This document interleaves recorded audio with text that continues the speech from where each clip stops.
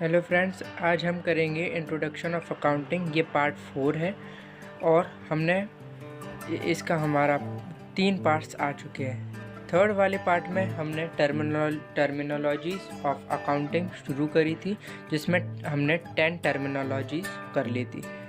इस बार है 11th terminology है इनकम। What is income? तो इनकम मतलब होता है it is a profit earn during the accounting year. तो इसी को इनकम कहते हैं, है ना। सॉरी, इनकम तो the profit earn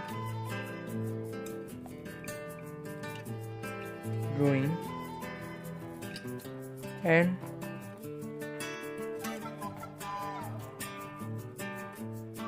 accounting period, उसको हम इनकम कहते हैं। इनकम का फॉर्मूला होता है रेवेन्यू माइनस एक्सपेंस। ये इनकम का फॉर्मूला होता है। 12th है प्रीपेड एक्सपेंसेस। एक्सपेंसेस मतलब होते हैं खर्चे, और प्रीपेड एक्सपेंसेस मतलब होता है द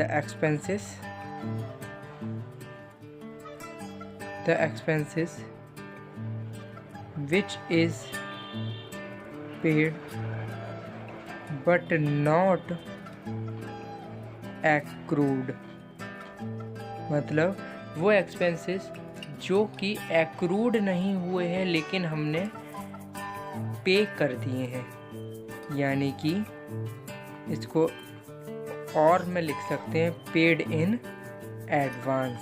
मतलब कि इस महीने का हमने जैसे कि किराया देना है, हमने अगले महीने का भी किराया इसी महीने दे दिया, उसको कहते हैं प्रीपेड एक्सपेंसेस।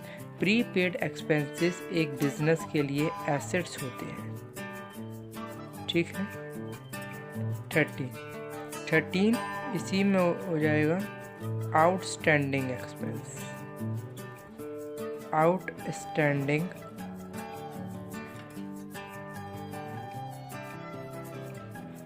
एक्सपेंस मतलब कि the expense which accrued, which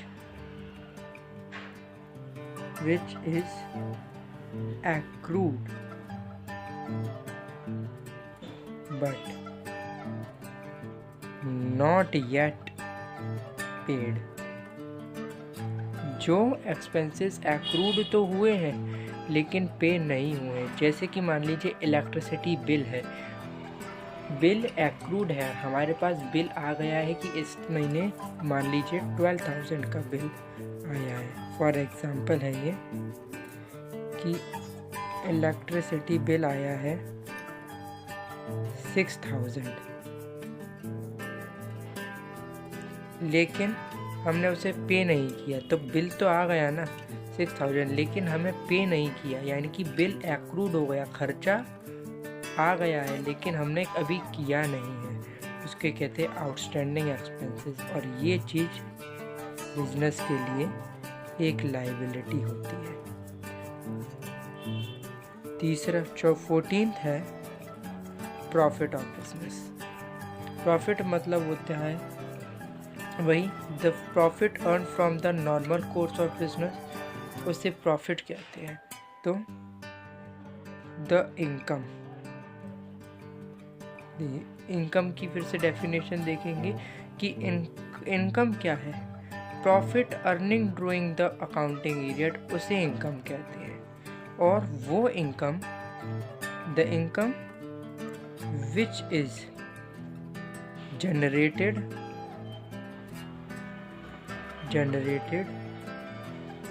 through normal course of business, उसे कहते हैं हम प्रॉफिट। अब देखते हैं 15 है गेन। गेन मतलब क्या होता है?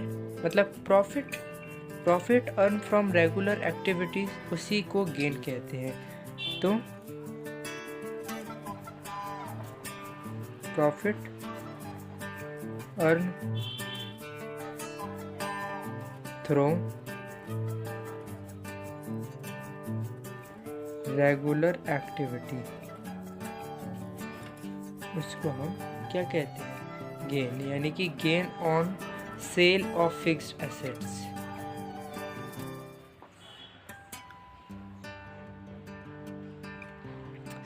गेन है तो लॉस भी होना चाहिए। तो लॉस मतलब क्या होता है? एक्सेस ऑफ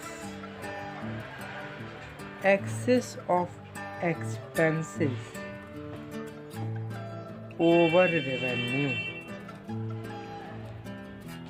उसको हम लॉस कहते हैं।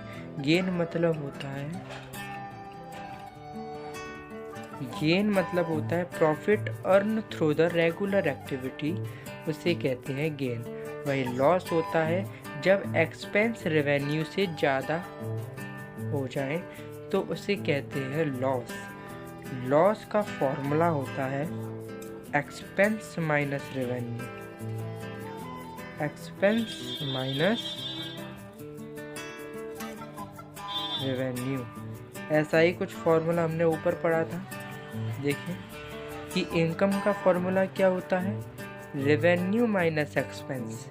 लेकिन एक्सपेंस का फॉर्मूला क्या होता है, यानी कि लॉस का फॉर्मूला क्या होता है? Expense minus revenue. अब 7 पॉइंट है स्टॉक, जिसको हम इन्वेंट्री भी कहते हैं। स्टॉक का अनदर नेम इन्वेंट्री भी है। मतलब कि गुड्स, स्टॉक मतलब होता है गुड्स रिमेनिंग अनसोल्ड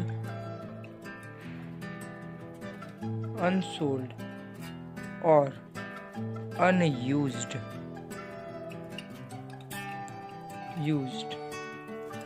उसी को ऑन पर्टिकुलर डेट, यानी कि वो गुड्स या तो अनसोल्ड रह गया या फिर उसका यूज़ नहीं हुआ, पर उस पर्टिकुलर डेट तक या फिर उस डेट पर उसको स्टॉक कहते हैं। स्टॉक के 2 टाइप होते हैं। एक होता है opening stock and second is closing stock. है ना? ओपनिंग स्टॉक क्या होता है? The stock which is present under a business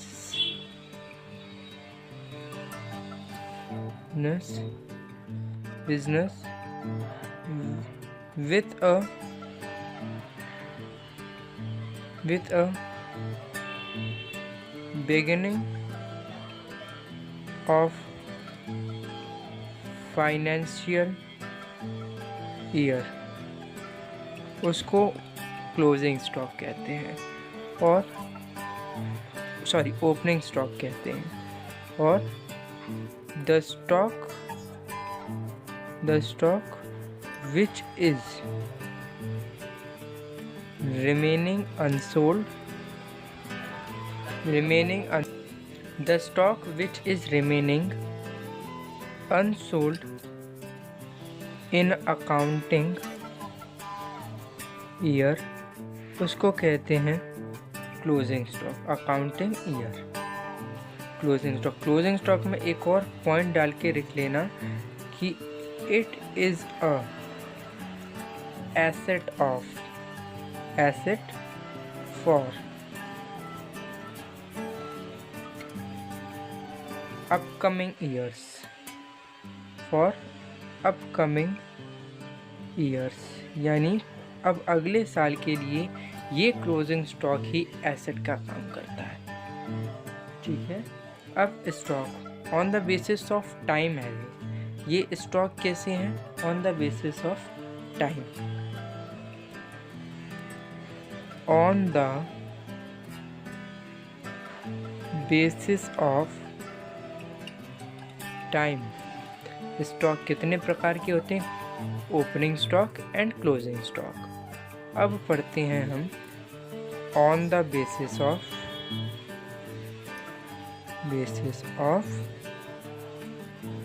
manufactured.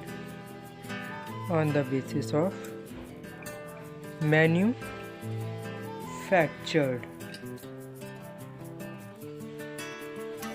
तो स्टॉक 3 प्रकार के होते हैं, 3 टाइप के होते हैं। फर्स्ट है एक रॉ मटेरियल। रॉ मटेरियल मतलब होता है कि द स्टॉक मतलब रॉ मटेरियल यानी कि stock which is used to prepare final product, उसको हम कहते हैं रॉ मटेरियल।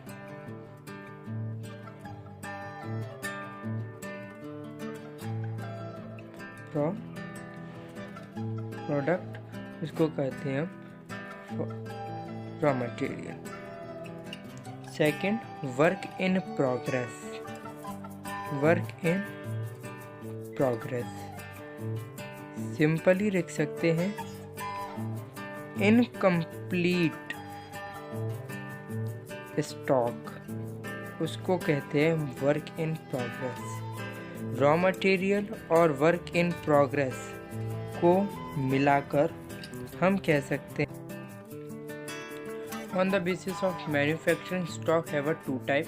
रॉ मटेरियल यानी कि stock which is used to prepare the final product, उसको कहते हैं रॉ मटेरियल। और वर्क इन प्रोग्रेस मतलब इन शॉर्ट इनकम्प्लीट स्टॉक, ना ही वो पूरा है और ना ही अधूरा है ना, इनकम्प्लीट स्टॉक। रॉ मटेरियल और वर्क इन प्रोग्रेस स्टॉक को हम मैन्युफैक्चरिंग एंटिटी कहते हैं। क्या कहते हैं? Manufacturing entity.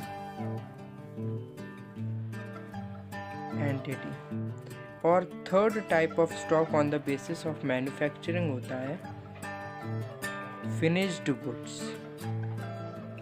Finished goods means the stock which is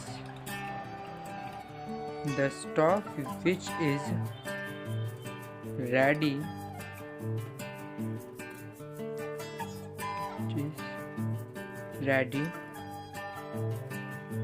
to sell in a market, उसको कहते हैं फिनिश्ड गुड्स।